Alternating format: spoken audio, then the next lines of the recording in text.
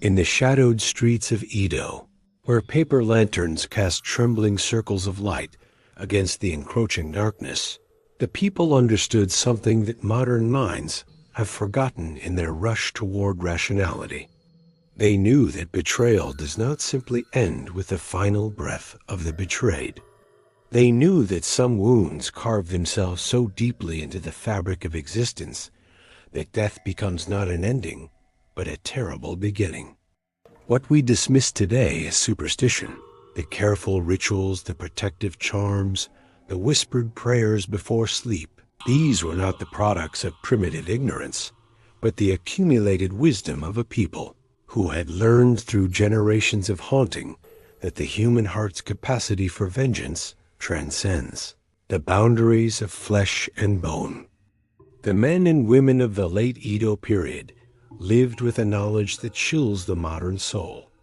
that moral transgression summons consequences that neither time nor death can contain, and that the living must protect themselves not just from the crimes they might commit, but from the terrible justice that follows in their wake.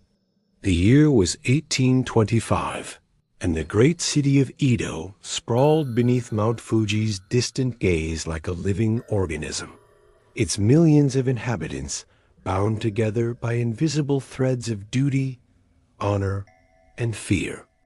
This was a world where the supernatural was not relegated to the realm of entertainment or psychological metaphor, but woven into the very structure of daily existence. Every merchant who cheated his customers, every samurai who betrayed his lord, every husband who abandoned his wife, they all understood that their actions rippled outward into realms beyond the visible world. The Buddhist temples that dotted the city landscape served not merely as places of worship,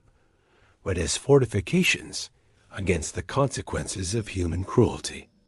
The Shinto shrines, with their vermilion torii gates and sacred mirrors, functioned as early warning systems against the approach of the unquiet dead. This was a civilization that had developed its moral and spiritual architecture around a fundamental truth, that the human capacity for evil must be balanced by equally powerful defenses, or else the living would find themselves at the mercy of those they had wronged. The priests who tended these sacred spaces were not simply religious figures, but specialists in spiritual warfare, trained in the ancient arts of binding vengeful spirits and protecting communities from the walking consequences of their members' sins. Modern psychology, in its clinical detachment, has identified phenomena that the people of Edo knew by different names, but understood with startling accuracy. What we call post-traumatic stress disorder, they recognized as the lingering presence of unresolved spiritual debts. The guilt that drives contemporary individuals to self-destruction, they saw as the first whisper of a returning spirit's influence. The intrusive thoughts that plague those who have committed acts of betrayal, the sleep disturbances that follow moral transgression, the progressive isolation that accompanies deep shame, all of these symptoms were cataloged in the spiritual literature of Edo, Japan, as the early stages of onryō manifestation. The difference was not in the recognition of these psychological patterns, but in the response.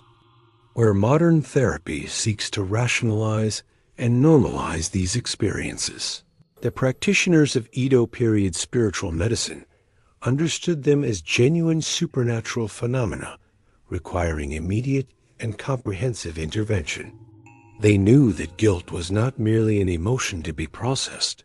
but a spiritual toxin that, left untreated, would attract the very forces it feared.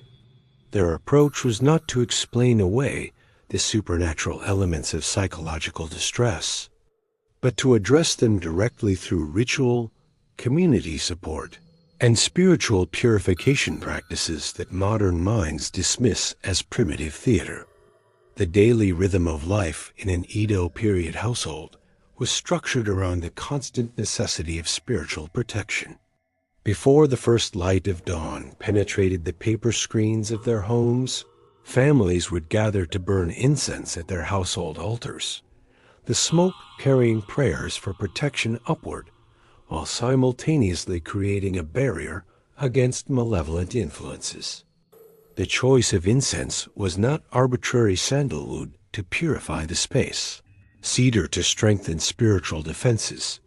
chrysanthemum to dispel the lingering presence of the angry dead. Every doorway was marked with protective talismans, carefully crafted by Shinto priests and blessed with prayers specific to warding off onryō. The arrangement of furniture within the home followed principles designed to prevent spiritual entities from finding comfortable resting places. Mirrors were positioned to reflect negative energy away from sleeping areas. Wind chimes were hung to create sound barriers that would alert the living to supernatural presence, and salt was scattered at regular intervals to create purified zones where vengeful spirits could not maintain their hold on the physical world. Even the preparation of meals involved protective elements, with certain combinations of foods believed to strengthen the spiritual constitution of those who consumed them, while others were avoided during periods of particular vulnerability to supernatural influence. The architecture itself served as a massive protective system, each element carefully designed to defend against spiritual intrusion. The curved roof lines that characterized traditional Japanese buildings were not merely aesthetic choices, but functional elements that prevented vengeful spirits from settling on the structures they haunted. The raised floors created air circulation. It disrupted the cold presence associated with ghostly manifestation, while the sliding doors and removable walls allowed for the rapid reconfiguration of interior spaces when spiritual cleansing became necessary. Gardens were planted with specific arrangements of plants known to repel malevolent influences: bamboo for its ability to absorb negative energy, pine for its evergreen protection against decay and death, plum blossoms for their association with renewal and the triumph of life over spiritual stagnation.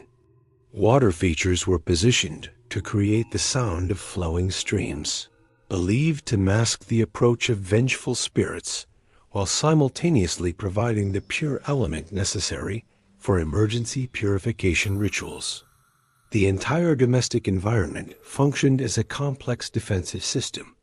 every element calibrated to detect, deflect, or neutralize the supernatural consequences of moral transgression. Within this carefully protected world, two figures moved through their daily routines with the unconscious grace of those who had never known life without spiritual vigilance. Oiwa, barely 17 and recently married, carried herself with the particular awareness of young women who had been taught from childhood that their vulnerability to supernatural predation was both a burden and a responsibility. Her morning preparations involved not just the arrangement of her hair and the selection of her kimono, but the careful application of protective amulets and the whispered recitation of prayers designed to strengthen her spiritual defenses throughout the day. She understood, as all women of her generation did, that the emotions she carried, her joys, her sorrows, her moments of anger or despair, were not merely personal experiences, but potential doorways through which malevolent forces might enter the world. Her training in household management included detailed instruction in the spiritual hygiene necessary to prevent her own feelings from becoming weapons in the hands of those who might wish her harm. The way she swept the floors, the manner in which she prepared tea, the careful attention she paid to the placement of every object in her home. All of these activities were simultaneously practical and spiritual, designed to maintain the harmonious flow of energy that kept her family safe from supernatural intrusion. Ichiro, her husband of barely 6 months, moved through his world with the confident stride of a young man who believed his own spiritual defenses were unassailable.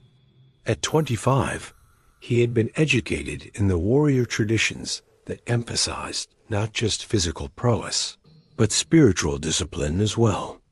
His morning routine included meditation practices designed to strengthen his mental defenses against supernatural influence, sword forms that served as moving prayers for protection, and the careful maintenance of protective items that marked his status as a defender of order against chaos. Yet beneath this confident exterior, Ichiro carried the seeds of his own destruction in the form of ambitions that grew stronger each day. His desire for advancement in his lord's service, his increasingly frequent thoughts about the merchant's daughter, whose family connections might advance his position, his growing impatience with the modest circumstances of his current life, all of these represented cracks in his spiritual armor that neither he nor those around him fully recognized. The same cultural system that had trained him to recognize and defend against external supernatural threats had also taught him to view his own desires as natural and manageable, a blindness that would prove more dangerous than any vengeful spirit he might encounter in the darkness beyond his door. The community structure of Edo period Japan functioned as an extended early warning system against supernatural manifestation, with neighbors, merchants, and local officials all trained to recognize the signs of onryō activity before it could reach dangerous levels. Tea house conversations included careful discussions of dreams and omens, with experienced community members offering interpretation and advice to those who reported unusual spiritual experiences. Local festivals served not just as entertainment, but as community-wide purification rituals designed to cleanse the accumulated spiritual debris of daily life and strengthen collective defenses against supernatural predation.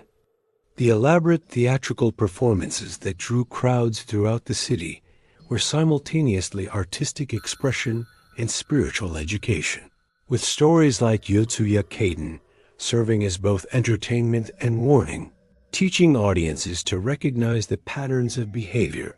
that invited vengeful manifestation while reinforcing the community's collective commitment to spiritual vigilance.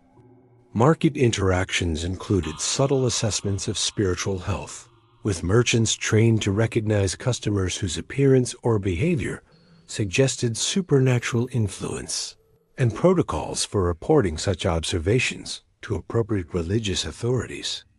The economic structure itself reflected this spiritual understanding, with numerous professions dedicated specifically to supernatural defense and management. Beyond the obvious roles of Shinto priests and Buddhist monks, Edo supported thriving communities of spiritual specialists, exorcists who could be called upon to cleanse homes and businesses of unwanted supernatural presence, charm makers who crafted protective amulets for specific situations, and individual spiritual consultants who could analyze dreams and omens to provide early warning of supernatural danger, and ritual performers who maintained the ceremonial calendar that kept the community's collective spiritual defenses strong.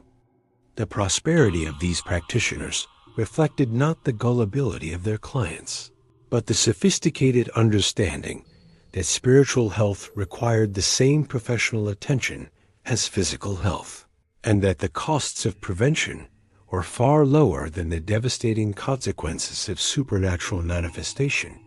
once it had been allowed to take hold. Yet even within this comprehensive system of spiritual protection, certain combinations of personality, circumstance, and moral choice could create conditions that no amount of ritual vigilance could prevent. The story that was beginning to unfold in the modest household where Oiwa tended her domestic duties while Ichiro pursued his increasingly dangerous ambitions represented not a failure of the protective systems that surrounded them, but a demonstration of their terrible necessity. The very precision with which Edo period culture had cataloged the stages of spiritual corruption, the detailed understanding of how betrayal progressed from private thought to public action to supernatural consequence, reflected generations of experience with the devastating results when such knowledge was ignored or forgotten. The community that would soon witness the destruction of this young couple possessed all the tools necessary to prevent their tragedy. But those tools required the active participation of the individuals they were designed to protect. Modern society, in its confident rejection of supernatural causation, has systematically dismantled every one of these protective systems while retaining all of the conditions that made them necessary. The guilt that drives contemporary individuals to self-destruction, the shame that isolates them from community support, the moral confusion that prevents them from recognizing the spiritual dimensions of their choices, all of these psychological phenomena persist with the same devastating force that the people of Edo attributed to vengeful spirits. The difference lies not in the reality of the underlying spiritual dynamics, but in our collective refusal to acknowledge their existence or develop appropriate responses to their manifestation. We have retained the capacity for moral transgression while abandoning the wisdom necessary to protect ourselves from its consequences, creating a world where the angry dead walk freely among us, wearing the faces of depression, anxiety, and psychological collapse, their presence no less destructive for being denied. The autumn of 1825 brought with it a restlessness that settled over Edo like morning mist, carrying whispers of change that made the spiritually sensitive uneasy. In the narrow streets of Yotsuya district, where merchants hawked their wares beneath the watchful eyes of ancestral spirits, the careful observers of supernatural phenomena began to notice subtle disturbances in the natural order. Cats refused to walk certain paths at night, their fur standing on end as they encountered invisible barriers of malevolent energy. His conversations increasingly focused on opportunities for advancement that would require him to compromise the moral principles that had once formed the foundation of his character. A merchant 2 streets away from Ichiro and Oiwa's home reported that his best sake had turned bitter overnight, despite being stored in containers that had been blessed and sealed according to traditional methods. They spoke of dreams that felt more real than waking life, of sudden chills that struck them in war rooms, of the sensation that they were being observed by hostile presences that vanished whenever they turned to look directly at the source of their discomfort.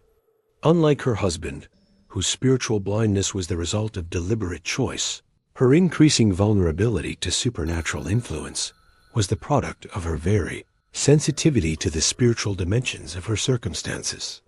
The same cultural systems that had trained them to recognize and respond to supernatural threats had also created social expectations that prevented them from intervening in domestic situations until the consequences had become so severe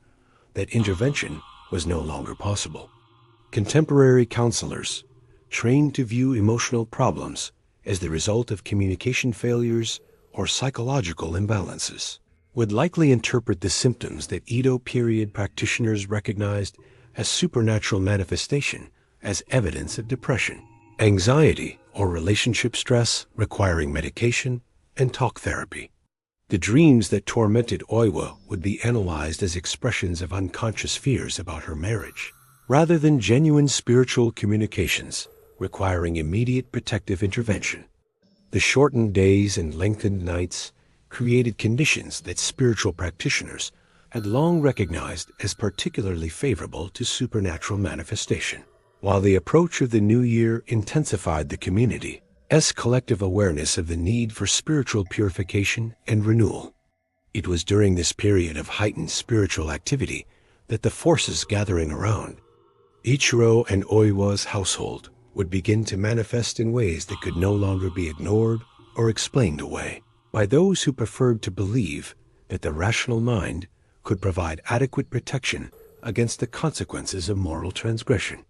The stage was being set for a demonstration of the terrible truth that the people of Edo had never forgotten, that some wounds cut so deep that they carved themselves into the very fabric of reality, creating doorways through which the angry dead can return to exact their terrible justice on the living. Ichiro's growing obsession with social advancement would be understood as normal ambition that had become somewhat excessive, rather than evidence of spiritual corruption that threatened not just his own welfare, but the safety of everyone around him. The community disturbances that alarmed the neighborhood as spiritual guardians would be dismissed as coincidental events requiring no special attention or response. The neighbor women who recognized the signs of spiritual disturbance in Oiwa's household were constrained by traditions of privacy and non-interference that made direct intervention socially unacceptable. The guilt that follows moral transgression, the fear that accompanies the recognition of having caused irreparable harm, the progressive isolation that results from the inability to acknowledge or address the spiritual dimensions of personal crisis. These patterns persist with the same devastating force, whether they are understood in supernatural or psychological terms. The difference lies not in the reality of the suffering involved, but in the range of responses considered appropriate and effective. Where Edo period practitioners would have mobilized community resources to address the spiritual roots of the developing crisis, modern approaches focus on managing symptoms while leaving the underlying spiritual dynamics unaddressed, and therefore free to continue their destructive work. The religious authorities who understood the spiritual dimensions of the developing crisis were limited by protocols that required them to wait for explicit requests for help before offering their services. The result was a situation where everyone involved possessed the knowledge necessary to prevent the unfolding tragedy, yet social conventions prevented that knowledge from being applied until it was too late to change the course of events. She could feel the growing coldness in her marriage, the way Ichiro's attention had begun to drift toward concerns that did not include her welfare or happiness. She sensed, with the intuitive accuracy that had made women the traditional guardians of household spiritual health, that her husband was moving toward a betrayal that would have consequences extending far beyond their personal relationship. Yet her awareness of these spiritual realities, rather than providing her with the tools necessary to protect herself, seemed to be drawing her deeper into the very forces she feared. The protective rituals she had learned from her mother and grandmother began to feel hollow and ineffective, as if the spiritual corruption emanating from her husband's intentions was too strong to be countered by individual defensive measures. The head priest, a man whose family had served the spiritual needs of the community for 7 generations, recognized these symptoms as the early stages of what his predecessors had called the gathering storm, a period when the spiritual consequences of moral transgression began to manifest in the physical world, creating conditions that would eventually culminate in full supernatural manifestation,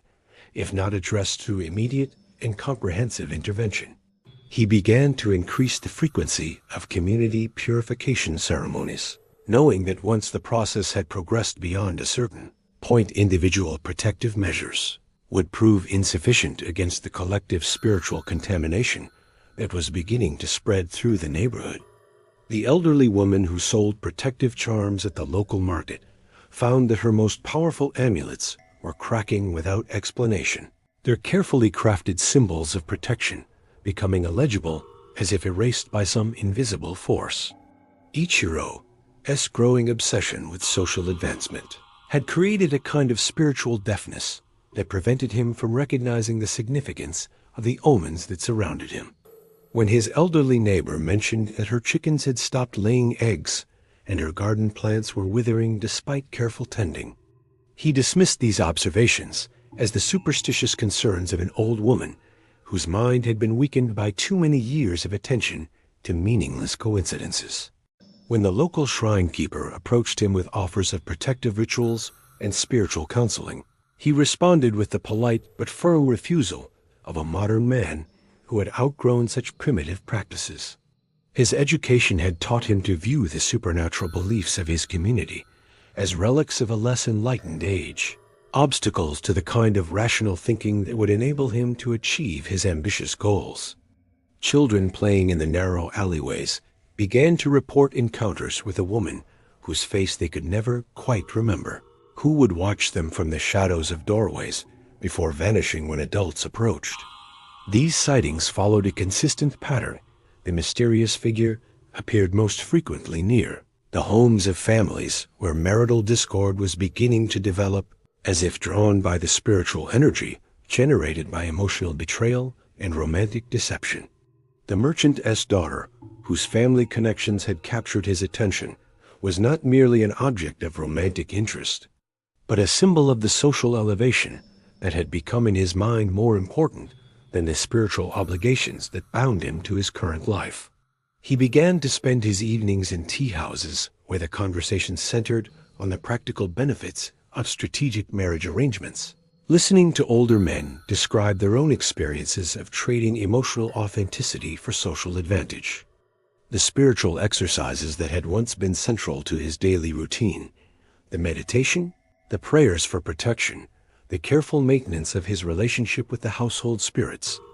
gradually gave way to more practical concerns about clothing, connections, and the cultivation of the sophisticated cynicism that marked successful social climbers in Edo's competitive environment. Dogs whimpered and pressed themselves against their owners' legs when passing particular households, their animal instincts detecting spiritual disturbances that human senses had not yet registered. The local shrine keeper, an elderly woman whose grandmother had witnessed the great earthquake that had shaken the city decades earlier, began to document these anomalies with the methodical precision of someone who understood that such signs were never random, but always preceded manifestations of supernatural consequence. She had learned, through years of careful observation, that the spirit world operated according to laws as predictable as those governing the physical realm, and that those who paid attention to these early warnings could often prevent tragedies that seemed, to less experienced observers, to strike without warning. Within the household, where these forces were beginning to converge, the daily routines continued with the surface appearance of normalcy, yet beneath this veneer of domestic tranquility, subtle changes were occurring that would have alarmed any spiritual practitioner trained to recognize the early stages of onryō manifestation. Oiwa's sleep had become troubled, filled with dreams that left her exhausted and disoriented upon waking. These were not the ordinary nightmares that occasionally disturbed even the most spiritually protected individuals, but something far more systematic and invasive visions that seemed to be preparing her for a transformation she could not yet comprehend. In her dreams, she found herself standing in rooms that did not exist in her waking life, spaces painted in shades of red that seemed to pulse with their own internal light. The walls of these dream chambers were covered with mirrors that reflected not her own face, but the faces of women she had never met, all bearing expressions of rage so intense that she would wake with the taste of blood in her mouth, and the sensation that her own reflection had been permanently altered by what she had witnessed. Ichiroju's transformation was more subtle, but equally disturbing to those trained to recognize the signs of spiritual corruption. The neighborhood itself began to reflect these internal changes through a series of seemingly unrelated incidents that would have been immediately recognized as supernatural warning signs by anyone familiar with the traditional markers of onryō activity. The local Buddhist temple received an increasing number of requests for purification rituals, though the petitioners were often unable to articulate exactly what they felt needed to be cleansed. The traditional warning systems that had protected Edo's population for generations were functioning exactly as designed, yet the individuals most in need of their protection were becoming increasingly unable to receive or respond to the guidance being offered. Oiwa's situation was more complex and therefore more dangerous. The broader community, despite its sophisticated understanding of supernatural phenomena, found itself caught in a paradox that would have been familiar to spiritual practitioners throughout history. Modern therapeutic approaches to marital dysfunction and psychological distress operate from fundamentally different assumptions about the nature of human suffering and the methods most likely to produce healing. Yet beneath these different interpretive frameworks, the underlying psychological and social dynamics remain remarkably consistent across centuries. The seasonal transition from autumn to winter brought with it a deepening of the spiritual crisis that was developing in the heart of Yotsuya district. The winter solstice of 1825 marked the point at which the spiritual disturbances that had been building throughout the autumn crossed the threshold, from subtle warning into active manifestation. On the longest night of the year, when the boundary between the world of the living and the realm of the dead grew thin as rice paper, the residents of Yotsuya district awoke to find their familiar streets transformed into something that no amount of rational explanation could render comprehensible. Her reflection in the polished bronze mirrors that served her household began to lag slightly behind her movements, as if the image was being controlled by some external force. It was still learning to coordinate its actions with her conscious intentions. Economic security and freedom from the spiritual obligations that bound him to a community, whose values he increasingly viewed as obstacles to his personal advancement. Each lie Ichiro told, each moment of authentic emotion he suppressed in service of his ambitious schemes, each act of betrayal he committed against the woman who trusted him completely, all of these transgressions accumulated like spiritual debt. The elderly shrine keeper whose family had maintained the area's spiritual defenses for generations recognized the signs of an onryō manifestation in its advanced stages. The wooden floors developed stains that resembled pools of spilled blood, appearing overnight in rooms where no injury had occurred and resisting all attempts at cleaning or concealment. And intensity of the changes suggested that the particular combination of betrayal, deception, and spiritual neglect involved in her situation was creating conditions unusually favorable to rapid supernatural manifestation. Her voice began to change, taking on harmonics that resonated at frequencies that made listeners uncomfortable without being able to identify the source of their unease. Contemporary mental health professionals would likely focus on treating Oiwa symptoms with medication designed to address what they would diagnose as severe depression with psychotic features. Yet the rituals that normally serve to cleanse accumulated spiritual debris and restore protective balances proved insufficient against the forces that had been unleashed through Ichiro, systematic betrayal of every principle that had once governed his moral life. The traditional ceremonies that had protected previous generations required the active participation of all community members. Yet the individuals at the center of the supernatural crisis had moved beyond the reach of collective intervention. The result was a situation that spiritual practitioners had long recognized as among the most dangerous possible, a fully developed onryō manifestation occurring within a community whose protective systems remained intact, but whose effectiveness had been compromised by the refusal of the affected individuals to accept the help being offered. While recommending marital counseling to address the communication problems they would identify as the root cause of the couple's difficulties, the community's protective responses would be viewed as harmful superstitious practices that increased rather than decreased the psychological pressure on individuals already struggling with mental illness. Yet this clinical perspective, while internally consistent according to its own theoretical assumptions, would be entirely inadequate to address the spiritual dynamics that traditional practitioners understood as the primary drivers of the developing crisis. Her movements became increasingly erratic and puppet-like,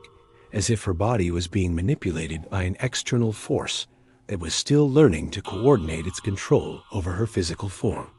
The emotions she expressed, rage, despair, and a hunger for justice that seemed to consume her from within,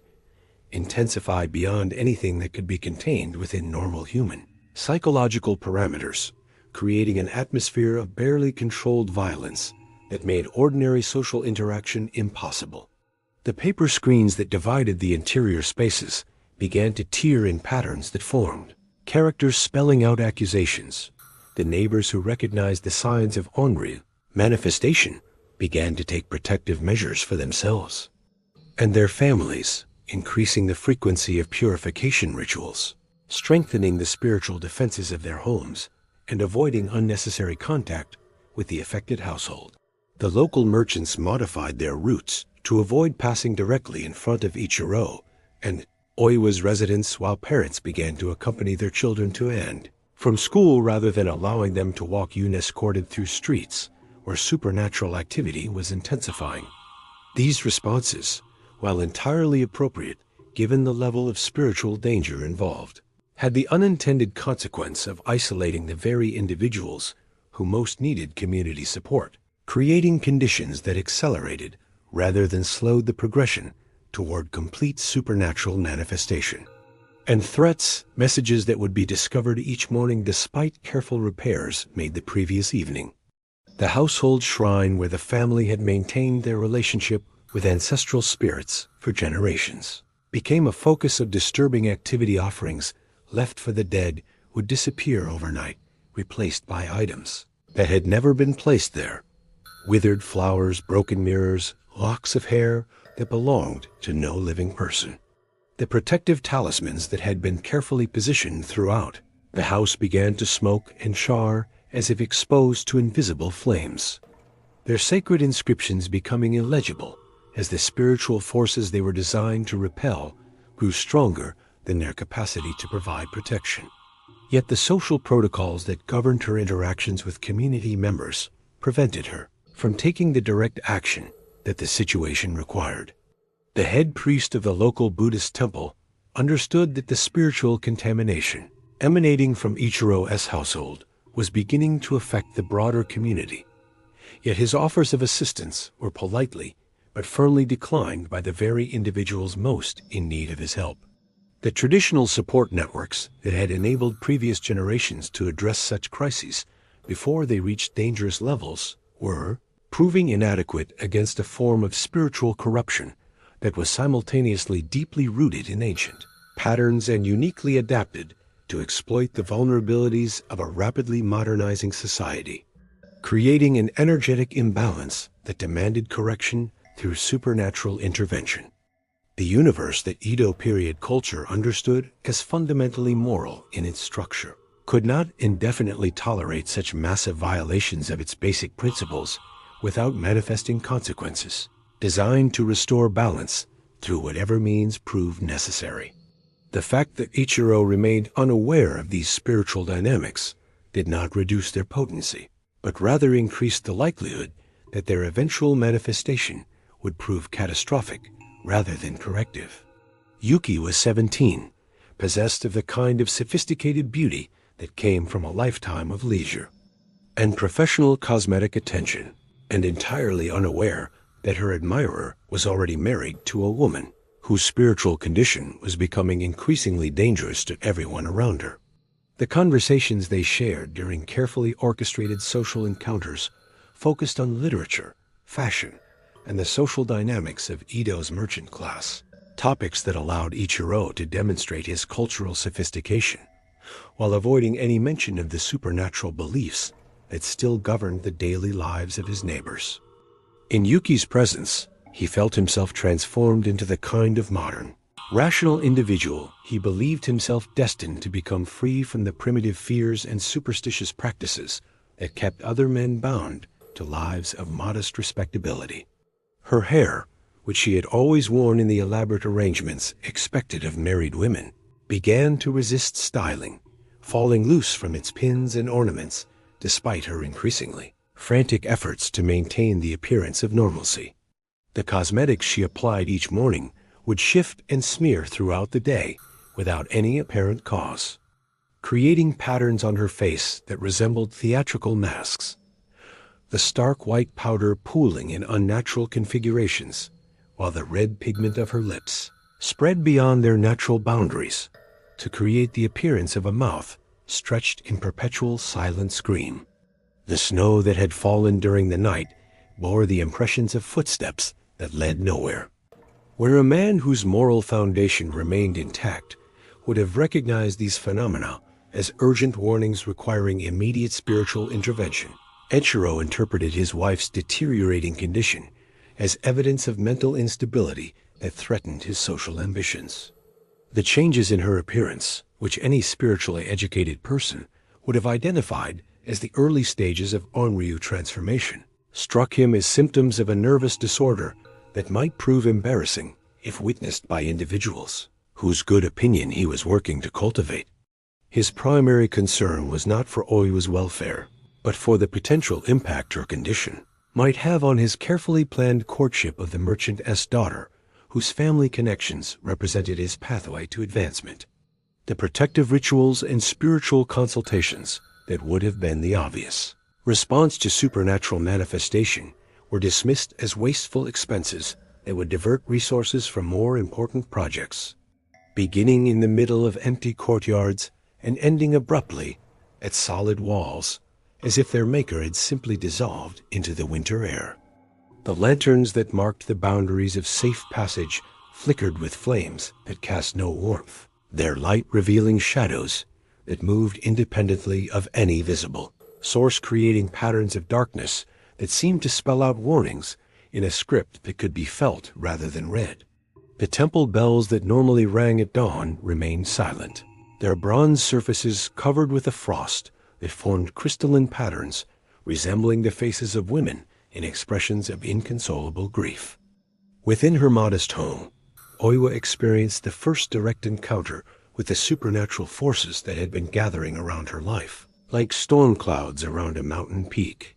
She awakened in the hour before dawn to find her sleeping chambers filled with a presence that was simultaneously familiar and utterly alien, the sensation of being observed by someone who knew her more intimately than she knew herself, yet whose intentions toward her were saturated with a malevolence that made her skin crawl with primitive terror.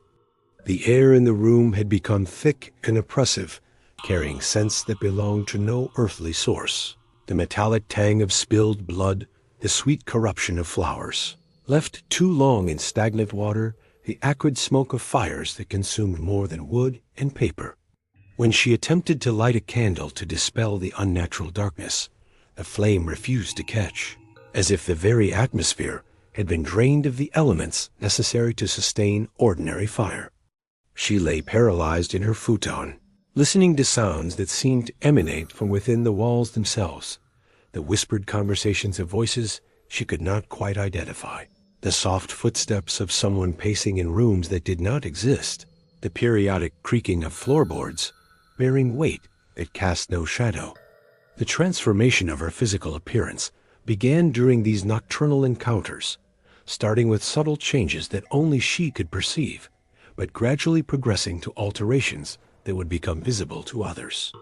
Ichiro's response to these manifestations revealed the extent to which his spiritual corruption had advanced beyond the reach of ordinary protective measures.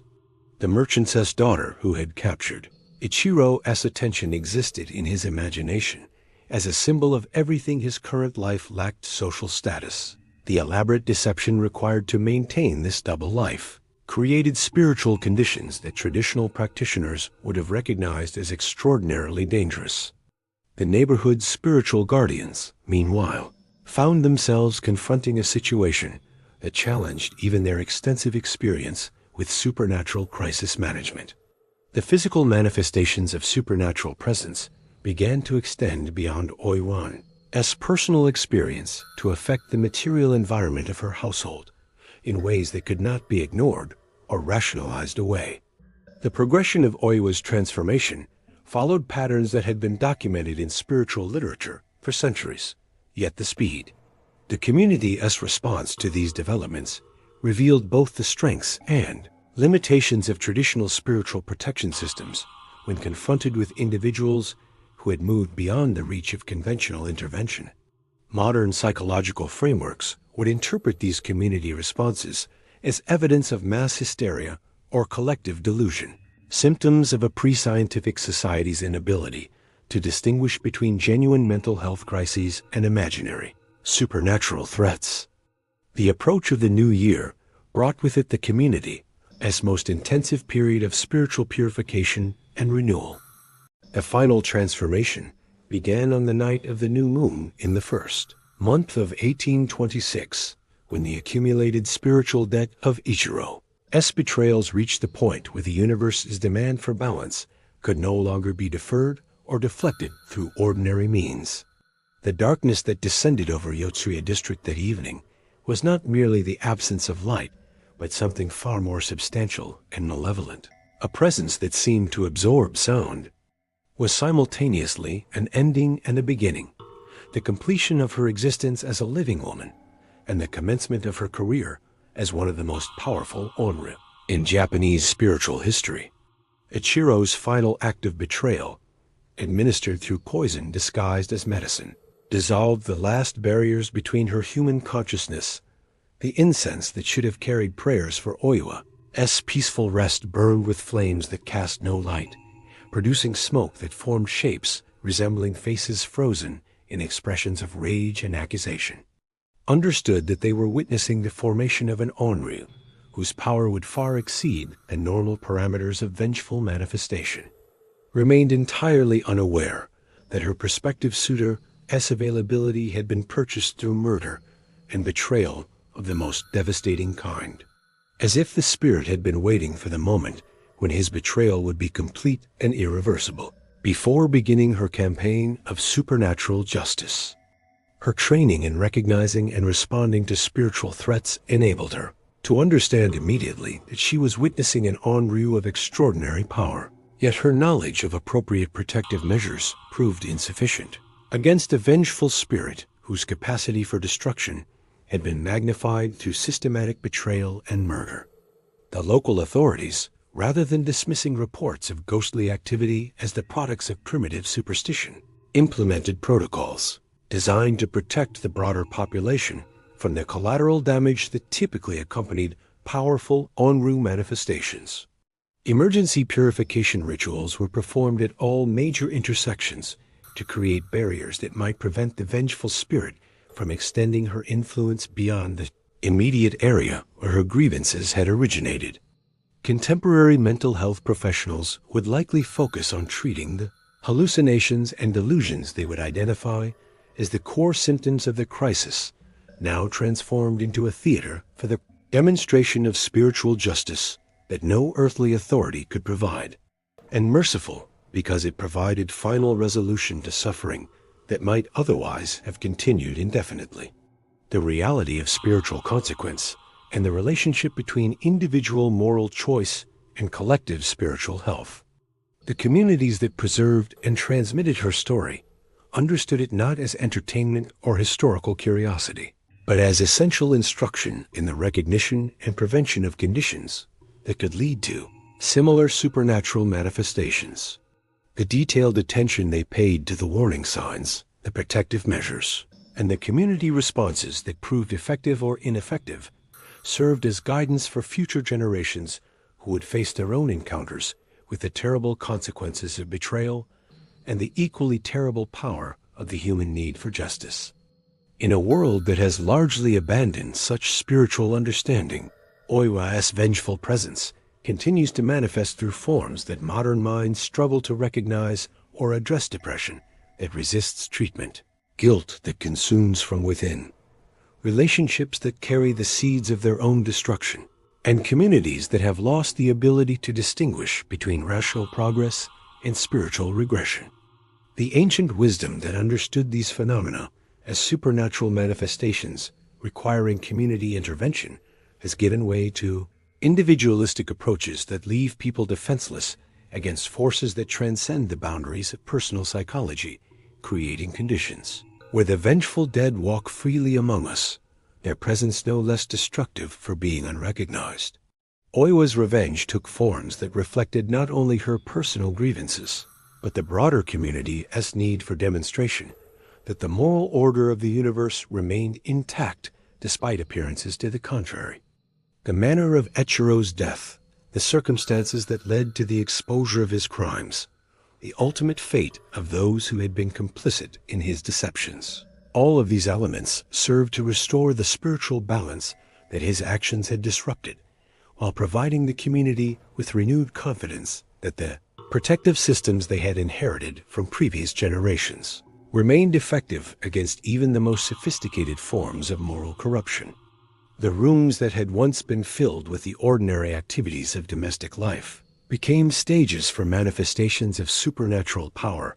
that revealed the true cost of moral transgression in a universe governed by principles that human reason could perceive but never fully comprehend. Oiwa's ghostly presence filled the space with energies that made normal physical existence impossible. Temperatures that fluctuated between extremes of heat and cold without apparent cause, sounds that seemed to emanate from within the walls themselves, and visual phenomena that challenged the basic assumptions about the nature of reality that had once provided Ichiro with confidence in his ability to control his destiny through rational planning and deliberate deception, while dismissing the supernatural elements as cultural artifacts that complicated rather than illuminated the underlying psychological dynamics. The community responses that traditional practitioners understood as necessary protective measures would be viewed as harmful reinforcement of delusional thinking that prevented the affected individuals from receiving appropriate medical treatment. Yet this clinical perspective, however sophisticated its theoretical framework, would prove entirely inadequate to address spiritual realities that transcend boundaries of individual psychology. Families with young children were advised to remain indoors after sunset and to maintain constant vigilance for signs of supernatural influence,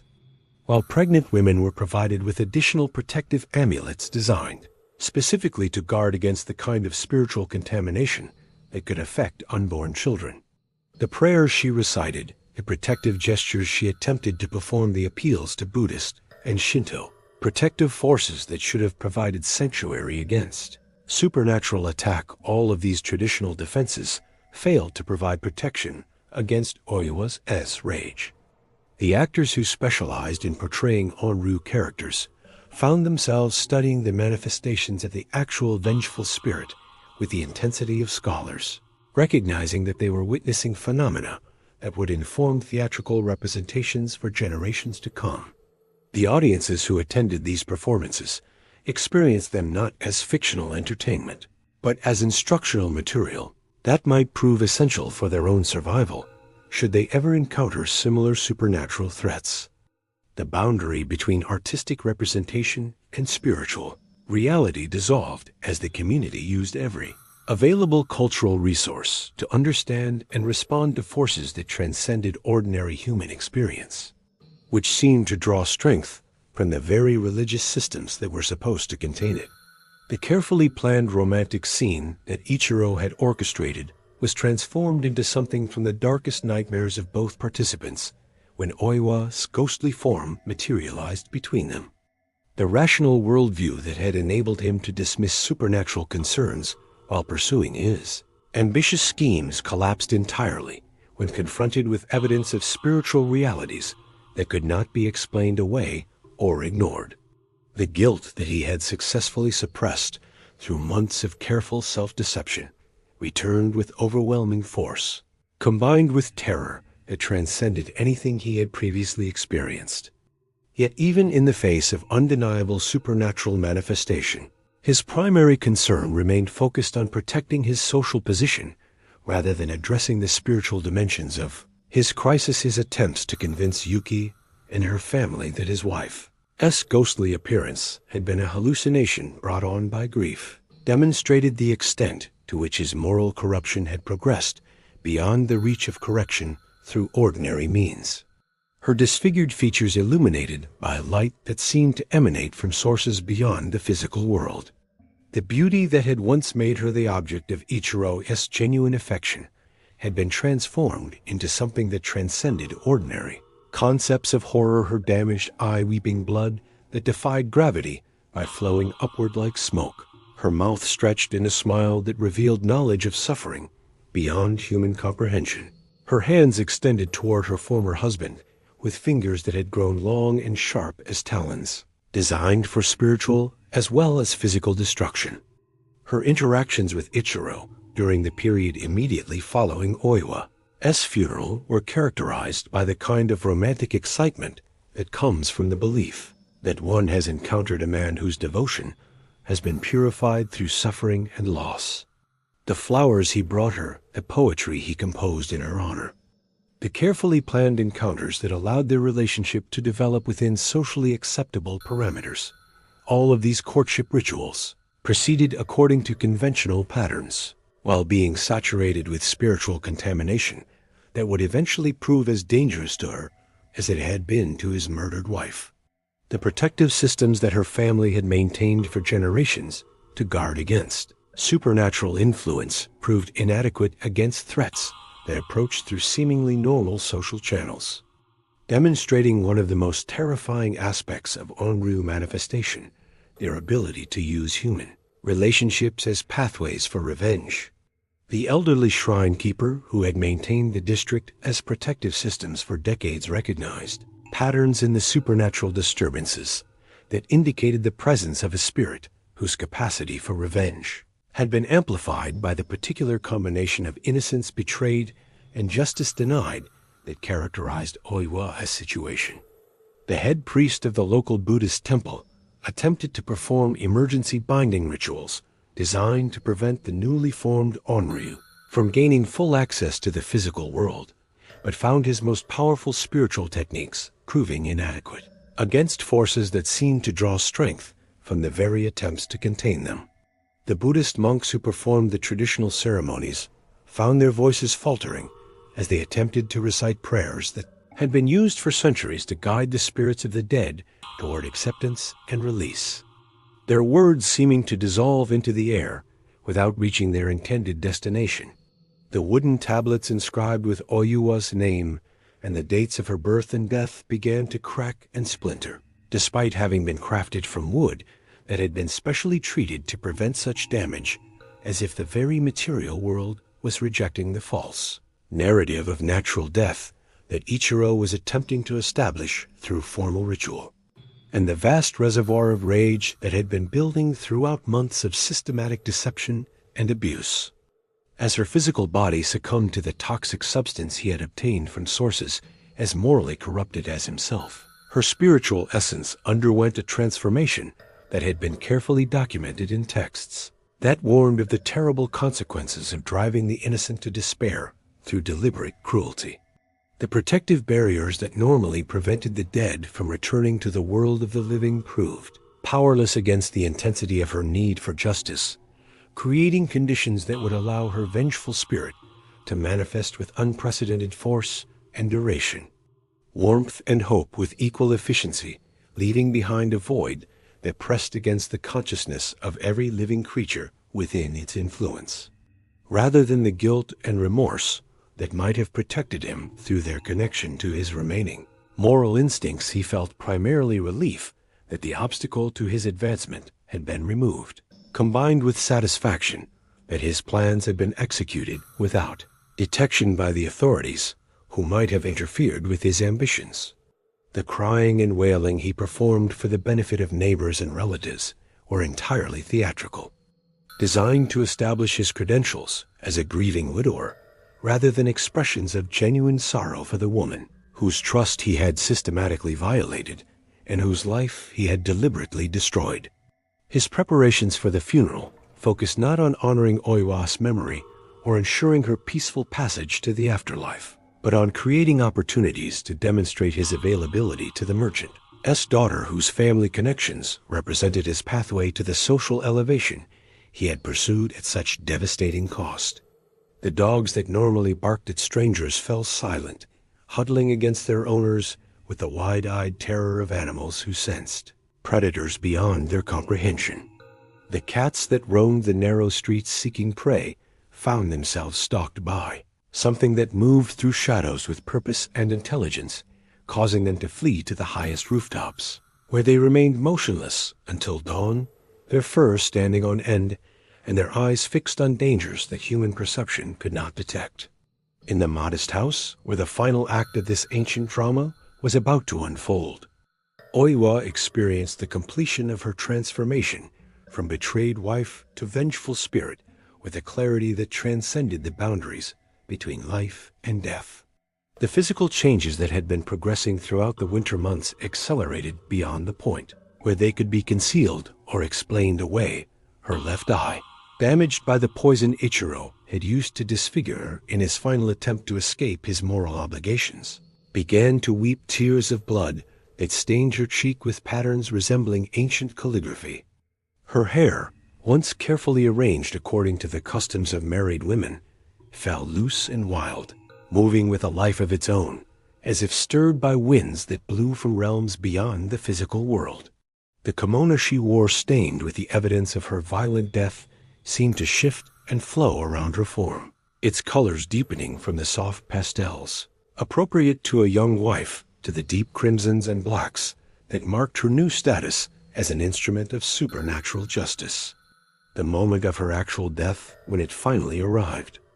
Ichiro's experience of his wife's death revealed the extent to which his spiritual corruption had progressed beyond the point where ordinary human emotions could provide him with accurate guidance about the reality of his situation. The funeral itself became the stage for the first public manifestation of the supernatural forces that Ichiro's actions had unleashed, though the significance of the phenomena witnessed by the assembled mourners would not become clear until much later. The community's spiritual practitioners, observing these ominous signs with the trained perception that came from generations of experience with supernatural phenomena, Yuki, the merchant's daughter, whose family connections had served as the motivation for Ichiro's systematic destruction of his moral life. The first direct manifestation of Oiwa's vengeful presence occurred on the night when Ichiro formally proposed marriage to Yuki. Yuki's response to this supernatural encounter revealed both the strengths and limitations of traditional protective education when confronted with forces that exceeded normal parameters of ghostly manifestation. Ichiro's encounter with his murdered wife's vengeful spirit marked the beginning of a psychological and spiritual disintegration that would continue until it reached its inevitable conclusion in his own destruction. The community's response to the increasingly public manifestations of Oiwa's vengeful presence reflected the sophisticated understanding of supernatural crisis management that had been developed through centuries of experience with similar phenomena. The traditional theatrical performances that had long served as both entertainment and spiritual education for Edo's population took on new significance as the reality of Oiwa's story began to unfold in the streets of Yotsuya district. Modern therapeutic approaches to trauma and grief would interpret the phenomena surrounding Oiwa's story as elaborate expressions of collective psychological disturbance, symptoms of a society's inability to process guilt and loss through rational means. The final confrontation between Ichiro and the vengeful spirit of his murdered wife took place in the modest house where their marriage had begun with hope and traditional blessings. The destruction that followed was both inevitable and merciful inevitable because the spiritual debt that Ichiro had accumulated through his systematic betrayal of every principle that had once governed his moral life could only be balanced through equally systematic punishment. The legacy of Oiwa's story extends far beyond the immediate circumstances of her personal tragedy to encompass fundamental questions about the nature of justice,